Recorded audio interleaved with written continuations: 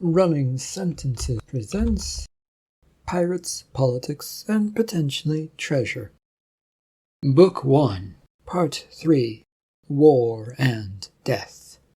While Cordite waits, forces and groups begin to converge on him for their own reasons. This story is written and narrated by Michael Honnery. This is a work of fiction. Any names, characters, businesses, events, and situations within this story are products of the author's imagination. Any resemblance to real people, real situations, events, characters, businesses, and or fictional businesses, characters, events, and so on is purely coincidental. Copyright 2023, Michael Honnery. All rights reserved. The troop transport Captain Tree stood in was moving as quietly as it could towards the main asteroid in the area of the Destroyed Asteroid field. There were chunks of rocks that had settlements on them, but it was the main one he'd been directed towards. Tree stood there, glaring out at the approaching rocks as he stood over the pilot who was flying them towards this area under radio silence. "This isn't a good idea. It is our mission. We do not disobey orders because they make us squeamish. They're going to make us attack. We're already lit up by several defensive systems, even though we have a cloak on us. Our orders are clear. At least let me open a radio line and tell them we are serving a warrant. There is no point in doing so. This little rock of space wants to remain uninvolved in the world, and shooting us down would bring down condemnation onto their heads. Continue ahead full speed. They will not do anything." Pilot Stein was unhappy with this, but he did as he was ordered as they continued their approach. The troop transport landed at the landing pad of the destroyed asteroid, one that was not in current use. Captain Tree was the first out of the transport and looked about the quiet space. There was no one here to greet him, which was neither good nor bad at this moment. He would have liked to see someone, though, since it meant that he was in the right place. His troops were moments behind him and spreading out as their weapons at the ready. "Lieutenant Daniels, get ready for the troops to move into town." "Where is anyone?" "Hiding, obviously. They don't want to deal with us, which is good. No civilian casualties this way, though this place is known for piracy, so there aren't any civilians in our eyes." "Yes, sir. Troops are ready for a sweep of the area." There was a movement of troops, spreading and running about as they looked over things. The port landing area was in an open space that stretched out over hundreds of spots. Tree looked both ways and realized it would take forever to look at all of this, and he didn't have time for that.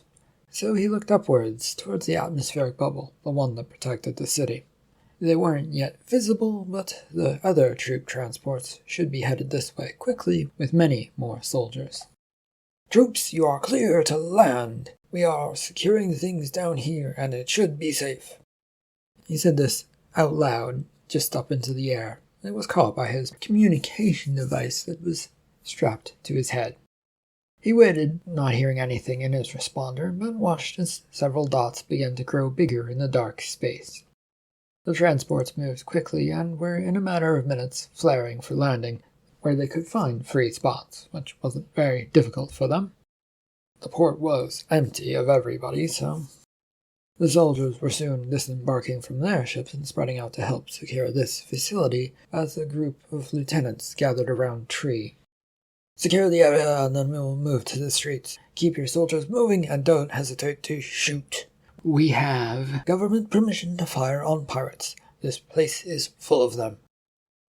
There was a variety of stiff salutes as they moved off to tend to their orders. Captain Tree was slow to follow, checking it all out, but feeling uncomfortable with how easy things were.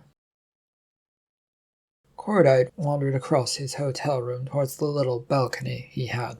The sight was not a pretty one, with rows of ugly buildings and neon lights below the 6-story hotel. Few buildings around here rose that high, but there were a few others. The blinding sight out there was not going to make it easy to get to sleep, nor did the curtains provide much to block that sight line. He sighed as he sipped on a drink and took it all in.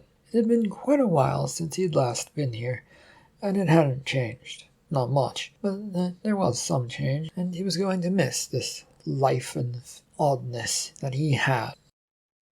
A knock on the door interrupted his thoughts, and he merely turned to look at it. He was trying to decide if he wanted to go see who it was or was not. If it was one of the Groggians, then it might be better to let them bust down the door.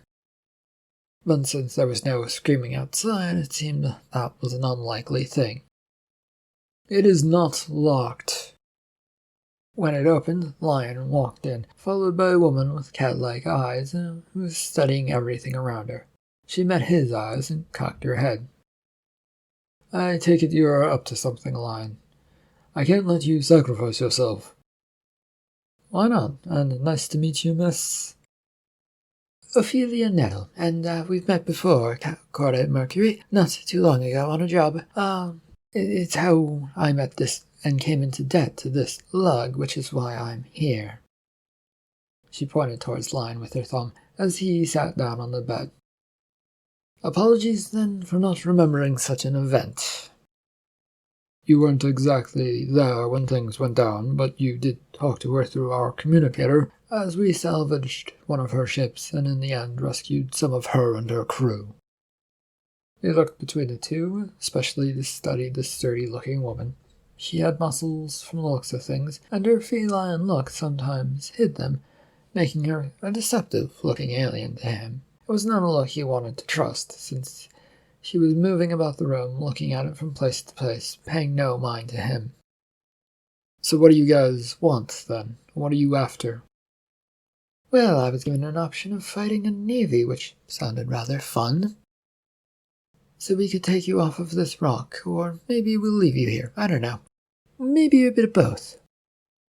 "You're going to take pieces of me off, and I can't do any more space jumps. If you're trying to get away from here, it will likely kill me." Ophelia looked over to Lion, who nodded yes. "You didn't tell me that part." "We keep secrets and hold them close. I'm sure you have some of your own that you haven't told us, which will get us into some sort of trouble. Also, I'd rather be captured and see what all of this is about. The Groggian Empire never cared much about pirates until recently. I'm sort of curious." This drew dubious looks from the two of them. "They would jump to their home planet in a heartbeat, which would leave you dead?" Cordite thought about that for a little bit and shrugged. He didn't have a good answer to that, since Doc Mott had been rather cagey about the whole diagnosis. There was a soft blare of a horn not far off that came from outside. They turned as he opened the door to the little deck area to hear what was going on. "Warning! The asteroid has been invaded by an evil force consisting of troops. They have landed at the abandoned town. Prepare for action." There was an instant uproar from the crowd, who began moving about the place. Cordite wasted no time in closing the door so that they could have a bit more quiet and try for silence that wasn't really coming. "Did you have a plan, or are you just flying by the seat of your pants?" "Well, whichever is more interesting to do at the moment, Mr. Cordite. So, seat of the pants is the go-to thing to do." An explosion rocked the area, followed by screams. A glance out towards the balcony door showed that things on the far side of town were already not looking good. "I have an idea, if you don't mind. It's a bit out there and incredibly dangerous for all parties." Ophelia perked up at this curiosity on her face as she looked over at him. "And what would that be? It better be good, since if it is boring, I might just walk out of here." She strutted over towards him and began half-circling Lion, who was still sitting on the bed, with one hand extended so that a finger touched his upper chest. Her finger was moving gently as she paced back and forth. "Is there something going on between you two? Because if you're horny for him and he is with you, that's going to make this interaction awkward, and I just rather would leave and you two can have the room, or I don't know, what do you want to do?" "Does it bother you if I am or he is, Captain?" "I don't mind if you two are. It's not that big of a deal, but if it is unannounced and flirty and just around somebody else, it gets to be a bit much. Anyway, Lion, do you have a plan, or do you have it? We go and steal one of the troop transports, or many of them if we need to.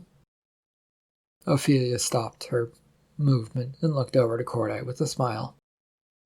Well, that does sound fun. Are you up for it, Captain, or we can get to my ship, which is not far away, and disappear into the voids of space?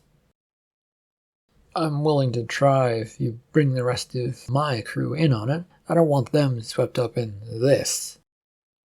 As Cordite swept his hand to signify what was happening outside, another explosion went off. They all instinctively ducked. If we can find them along the way. How many? 11 more of us. Along with my 10 down here, it should make things a bit crowded. We may need to steal 2 ships. If that's the case, maybe more. Who knows? Let's see what they've got. Shall we go see if we can do this? She didn't wait for their responses as she headed for the door, wagging her finger for them to come along. Exiting the elevator, they found themselves in a chaotic lobby with aliens running all around. There were a few merely sitting around and enjoying the chaos, but most were not happy. But more than a few were just trying to figure out what they should be doing right now. And that involved, apparently, running around. There were 2 groups that stood across from one another, which Ophelia promptly went towards. I see my group of soldiers, and I'm guessing your group has found you. The sound of her voice drew both groups' attention, and Doc Mott stepped forward, heading towards Cordite and Lion, looking rather tipsy but annoyed. What is going on, Cordite? I'm guessing you don't mean the loud, annoying warning noises that have been going off. She did indeed point towards Ophelia and the group that was now crowded around that feminine alien. Them? You would have to ask Lion about them. But they said that they can get us off this rock. Your choice if you do or don't want to go, but I think we should go. It will be dangerous. And how do you know them, Lion? And we are salvagers. Danger comes with everything we do. And are you okay with just leaving, Cordite? Your plan, whatever it was? I don't know. I know them because of a ship salvage job a couple months ago that turned into a bit of a rescue. You remember that one, right, Doc? You had to patch a few of them up? Well, that is them. They owe us for that.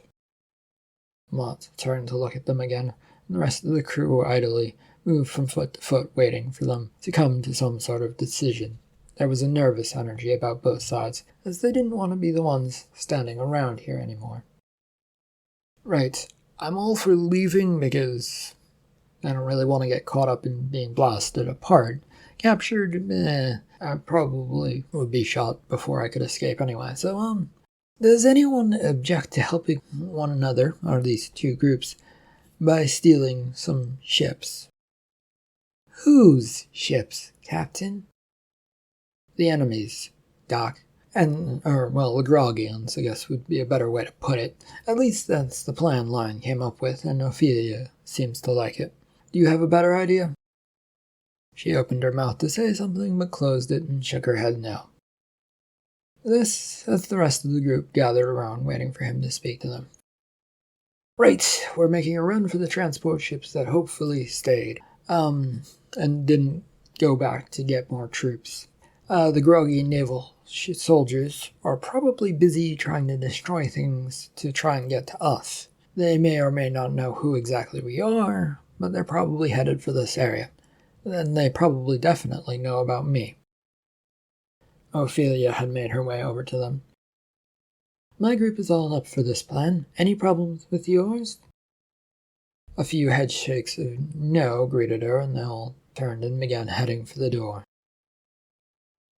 Chaos lay beyond the glass doors, with people and aliens running about in a flash. Outside of the hotel, they made it but a few feet before some vans began pulling up and stopping beside them. Francis jumped out, leading one, and looked over to the 2 groups as he went to Cordite. Are you going somewhere? Yeah, Francis, would you like to join us? And then by us, I mean this whole lot of weird aliens that have joined in a desperate operation to escape. This earned them another look over by Francis, who shook his head at the large and small collection of them. You created this mess, so you can't just walk away. Well, I didn't expect this much mayhem. What did you expect the Grogian Empire to do, then? Stealth operation to come and get me. The administrator for the landing bay now firmly shook his head no.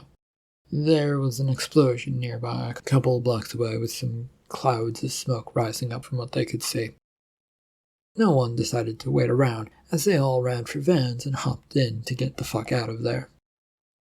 The vehicles reversed as quickly as they could to avoid the conflict.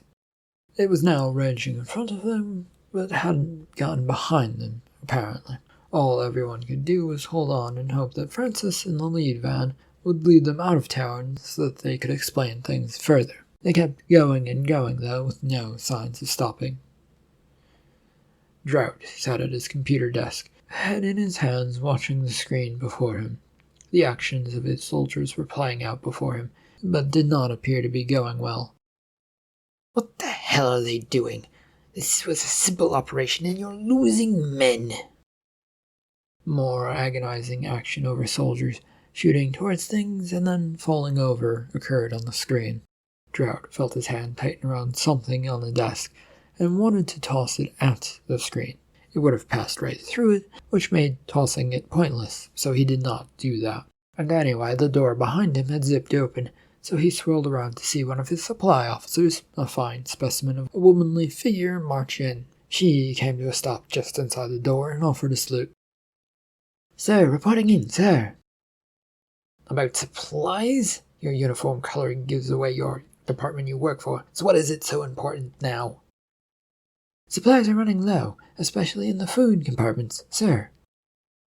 What do you mean? How is that possible? We only set off a week ago with a fleet of ships.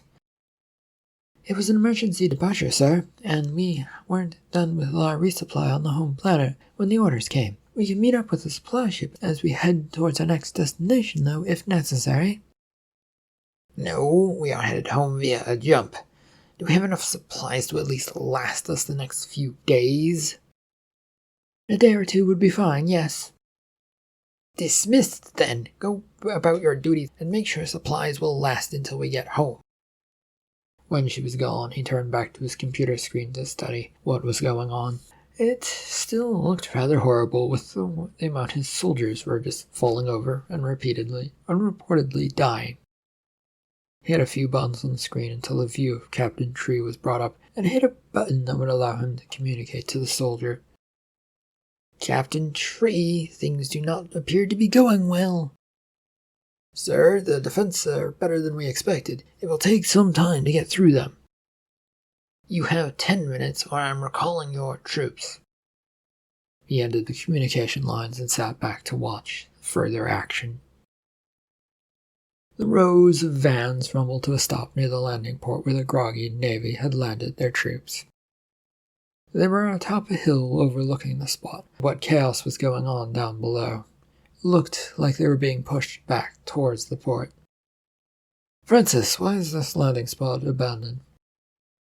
There was a mining attempt under it. The port was built first, and then some entrepreneurial assholes decided there was valuable rocks under that spot. There wasn't, but they built an entire system of tunnels under there to find it. Now the ground is rather unstable, and so we had to move away from it.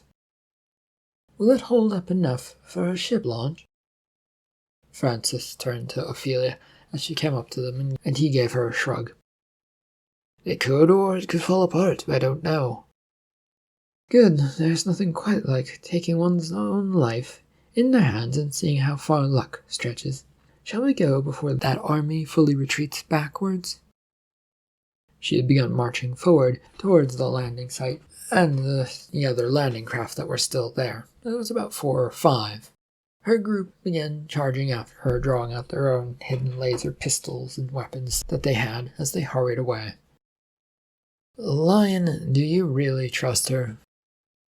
Not much, no. but they might get us out of here, and it would wrap up the favor that I would owe you and that they owe me.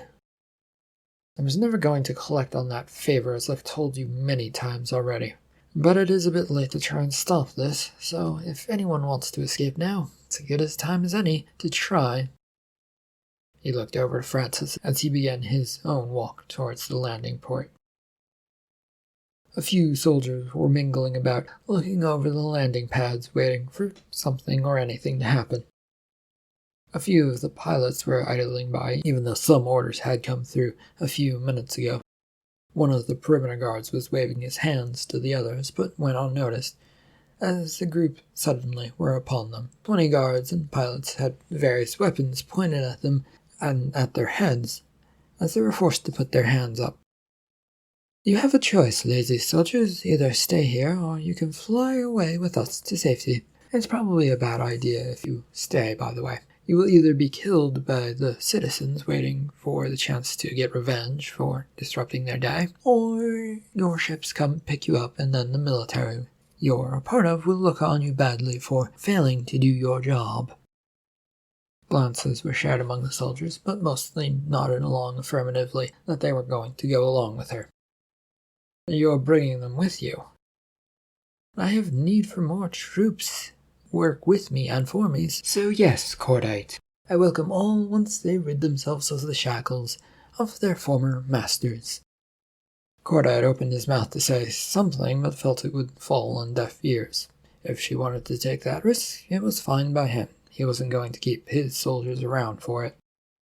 Right, shall we get aboard and then get out of here? One moment. She pulled out a knife and brought it to the throat of the nearest pilot after walking over to them. Are these transports free-flying machines, or are they programmed only to return to the mothership? They're programmed in this case, but if you know how to, you can undo it. I don't know how it's done, but perhaps one of my fellows does. A quick look from her to the other pilots had them all shaking their heads now.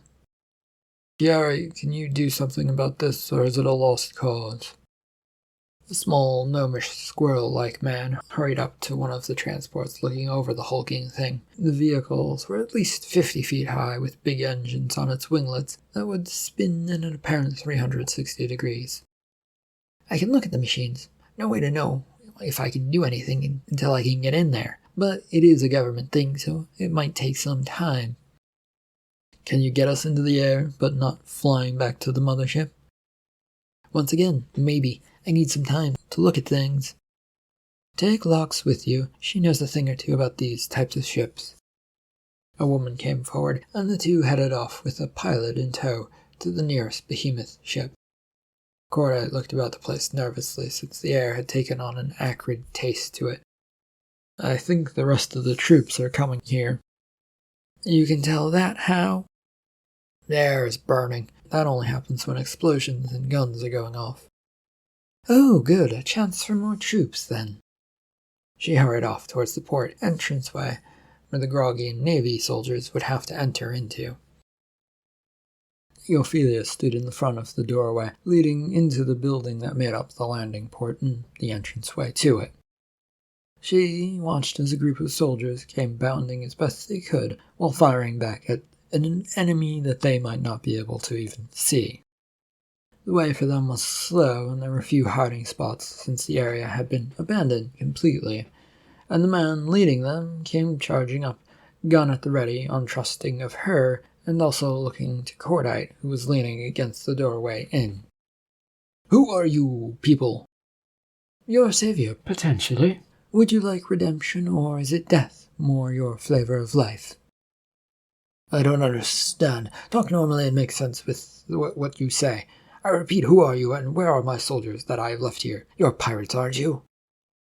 Of course, I dabble in whatever suits me. What I'm offering you is a lifeline out of here. Freedom from naval command, and that you hold in some regard, though you probably shouldn't, and your soldiers will be saved, and you won't have to worry about being attacked anymore. And if I decline? She waved her hand towards the roof of the building behind her, and several of her group rose up, pointing the groggy and rifles they'd taken at tree. He glanced up that way and then to Cordite, narrowing his eyes at him. You're a familiar one?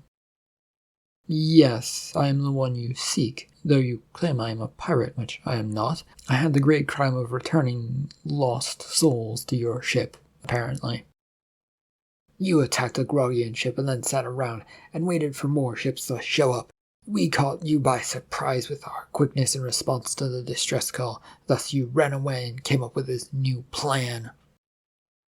Cordite could only shake his head, and Ophelia turned to him with a curious look at her face. It seemed like the whole thought rather amused her. Any truth to this, or is it all dreams and fantasy? Dreams and fantasy. Lies? It is not. Why would I go through all of that effort to return those two to you? I could just abandon them out in space and leave with everything I had. What were you doing out there, just so I am aware? I was challenged to a race to see who could do a salvage job first. It was set up by another captain who wanted to sneak in while we distracted the Navy, apparently. That's my guess right now. That was present. You do keep interesting company, don't you? With a shrug, Cordite got off the door and moved to open it. I'm going to check on things. You have a few minutes left to decide what you want to do. Stay or leave with them. He opened the door and went inside, more frustrated by things than before. Why this Ophelia had decided on a complicated kidnapping of naval sailors was beyond him. How had she survived so long out in space by doing so? It just didn't make any sense. Well, Grogian scum, what is your decision? The door closed behind Cordite, cutting off anything further said. The legislation had been a rather tirelessly boring one. It had gone nowhere fast and devolved into an arguing match that usually came out. After a while, Vic had set off for home since nothing was being accomplished. It was a short ride, which was unfortunate since it was a government house. Those were never really nice. He wished to be out in a mansion away from all of the prying ears and bugs that would be set up by the government to keep him in check. But it would have to do, and so he entered his study. The personal robot secretary was already there working on a screen, and turned when he came in. Sir, you've returned. Yes, I have. What are you doing? I have received a message that a call was coming through for you. I wanted to make sure that should you show up, it would be ready for you. It's a video message, so it can wait, if you would prefer some food and drink first. No. Well, who is it from? A Captain Zul. He arched his one good eyebrow at this. It was not who he was expecting to talk to, not after that person had failed him so miserably. I suppose I should hear what he has to say. Bring up the video message if you would. Also, don't record what's going on for the time being in this room. Ever, or just since you've entered? Delete most of it. His robot nodded, a brief flash on its ocular eyes as things moved about. A second later, the square box head and face returned to their normal state. The robot's body had been designed to be as square as possible to make sure that no one would confuse it with any other creatures. It always made things awkward, though, to look at, since the mouth, the nose, and eyes were all squared away. Done. On to the message. Vic nodded and the screen popped up before him, showing him a face of the pirate Captain Zull.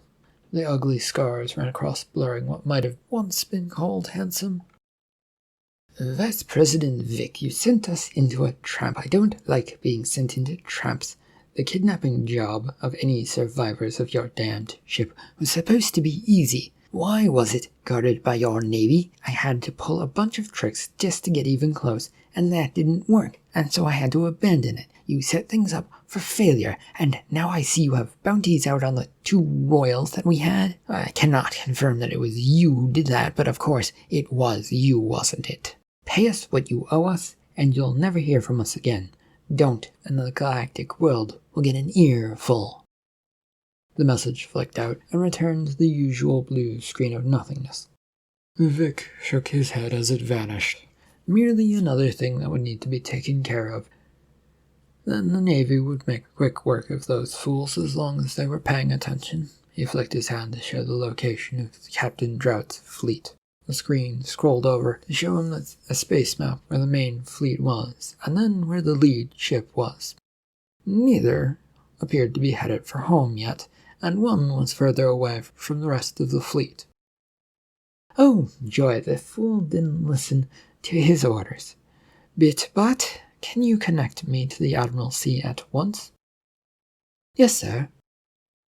The screen changed to show a box with a black screen on it. Inside this box screen was a call waiting sign that his message would soon be picked up. A weathered and beaten face of an Admiral Corrupt blinked tiredly at him once it appeared. Vice President, why are you calling me? I was placed in charge of the retrieval of an important document and people aboard a destroyed cruiser freighter. The job was done, and we got 2 important people back for us. I then ordered the ship to this rescue fleet to return. Your Captain Drought, in charge of the fleet, has failed to follow orders.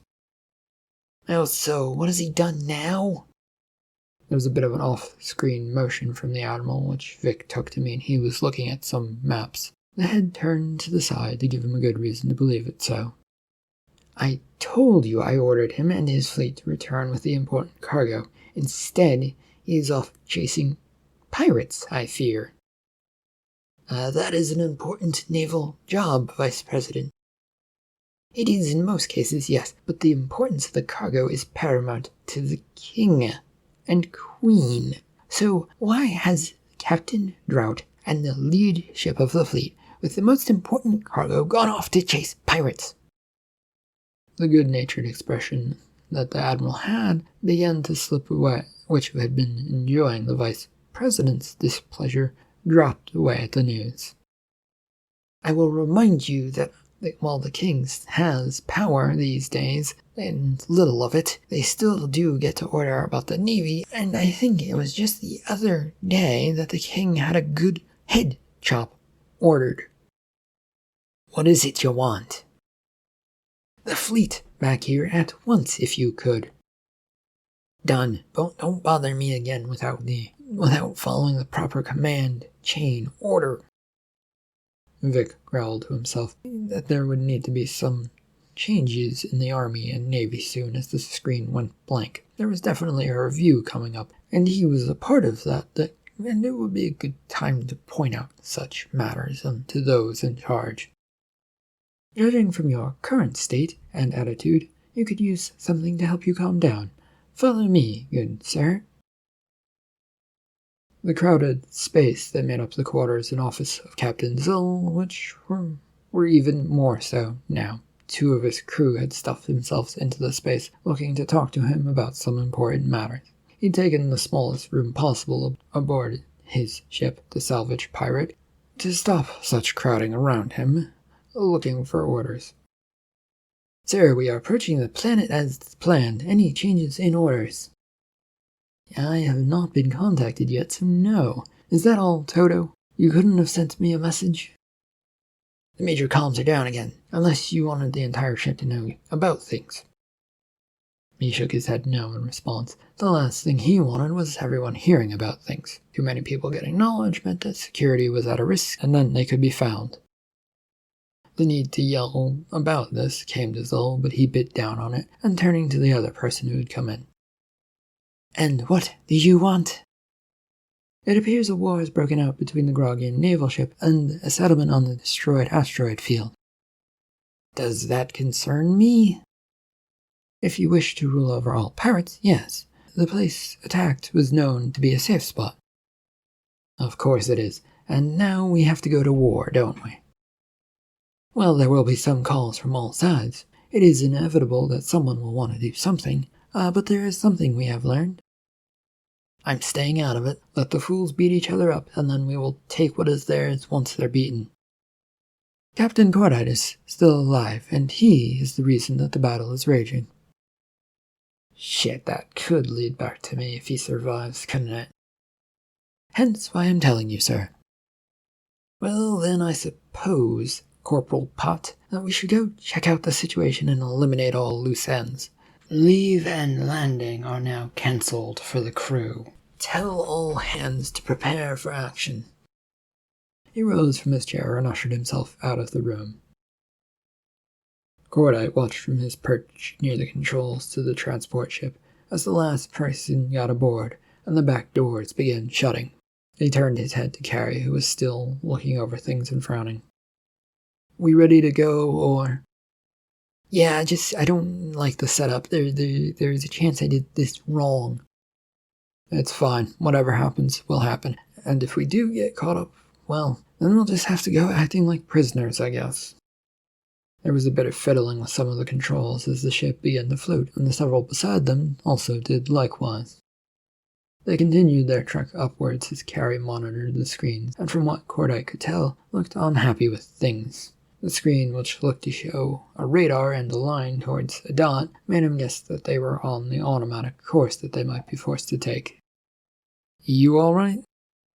It's fine. It's weird, but fine. I think I can get around it. The beam should pick us up, but it feels weaker than usual. And well, this ship, the one that we're aiming towards, that's got this tracker beam, does appear to be moving away. They're leaving. It appears so, I guess. Well, then you'll have control over the ship mostly. Or maybe Ophelia can call over her ship and help us out with its tracker beam, potentially. Carrie was nodding along, not particularly looking like he was paying attention to what was being said. Nope, the controls and getting them into space were his only concern. Cordite left him to it, and looked back over the space for the troops. There were a few soldiers left, and Captain Tree was safely tied up in another ship. But it didn't feel safe at all. No, this felt like it was allowing him to walk into something major, a trap or something worse. Keep me up to date, Carrie. I'm gonna go check to make sure the rest of the people are secure. He hopped off the little platform and down to the deck below, and was greeted by the familiar face of Doc Mott. She looked rather annoyed with the way her arms were crossed. What are we even doing right now? Running away, I think. Not entirely sure, Mott. I was swept up in the moment of interesting things happening with Lion, but we get to survive to see another day, and not get involved with the war against us. Would you please think all of this through? I have a bit. I need to see where things go first, and if this Ophelia and her group can actually be trusted, and if they're actually okay. Then we go about our usual way of things, if things are wrong. She merely shook her head no as he began moving towards the back of this vessel. End of Book 1, Part 3 of Pirates, Politics, and Potentially Treasure. Thank you for listening.